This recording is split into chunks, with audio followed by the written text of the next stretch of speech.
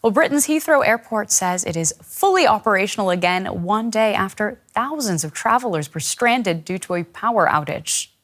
Now, flights are operating, but it is expected to take days for schedules to return to normal. Restrictions on night flights have been eased to help deal with the backlog. Now, Europe's busiest airport was forced to shut down on Friday after a huge fire broke out at a nearby substation that supplies it with electricity. A major disruption in global travel, with far-reaching impacts well beyond the UK. Thousands of passengers are stranded at airports around the world. We are sad. Yeah, we are not happy. We are sad because we had just hotels booked in Hong Kong too, and another flight from Hong Kong to another city. So we are losing lots of money. I was surprised that there wasn't an emergency system, and since then we're trying to get back here has been chaos. There's very little happening, very little. Nobody seems to know when the buses are running and if they're running, so it's totally disorganised, I'm afraid. It's just lots of confusion, and we don't know, no one really knows what's going on. And now they're sending us to Heathrow, but I thought Heathrow was completely closed, so it's all of it. And we've got half an hour to buy food. More than 1,000 flights out of Heathrow have been affected. This is an unprecedented situation, and we have not seen a closure of Heathrow on this scale for many years. Unfortunately, it will have a huge impact on all of our customers flying with us over the coming days.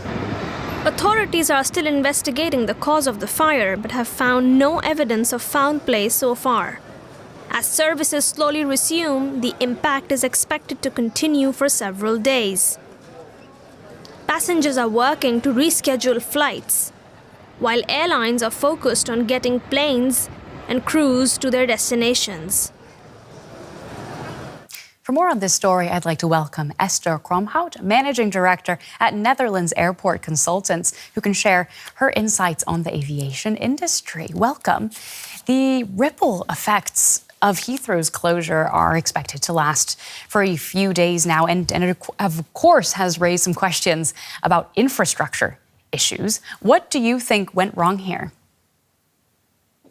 That is always very difficult to say. In incidents like this, it's never a single cause. It's usually a chain of events. And what the exact chain of events in this case was, obviously the investigation needs to show. However, from experience, we can look at a few things that often go wrong. It often has to do with improper operational or maintenance, defective components that have a knock-on effect on other components, or external and environmental circumstances. And what's important to consider as well is the circumstances surrounding airports. Airports have grown significantly since World War II, and the energy consumption have increased. But during this growth and the different expansions that have taken place at airports, different generations of equipment are connected together. And that sometimes is also a cause of failures. And there is very little spare capacity at the moment.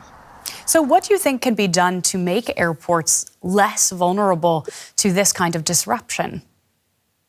I think if you look at avoiding this disruption, you need to look at different aspects, operational aspects, technical aspects, and also what's happening around us in our climate. Redundancy, if you look from a technical perspective, is extremely important. Redundancy in the design. There should be system separation and physical separations of the different systems. Passive and active fire extinguishing and detection measures need to be in place. And what we need to remember is that the regulation around our installations is usually focused on health, safety, and environment, but not on business continuity. And in a complex ecosystem like aviation is, with the airport in the middle of everything that's happening, it's really important that there are joint emergency and contingency plans in place.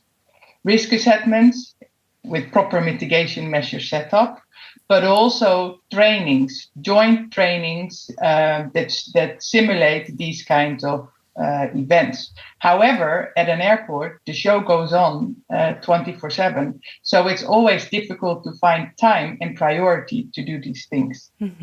Well, thank you so much for speaking with us today on DW. That is Esther Kromhout, Managing Director at Netherlands Airport Consultants. Thank you for having me.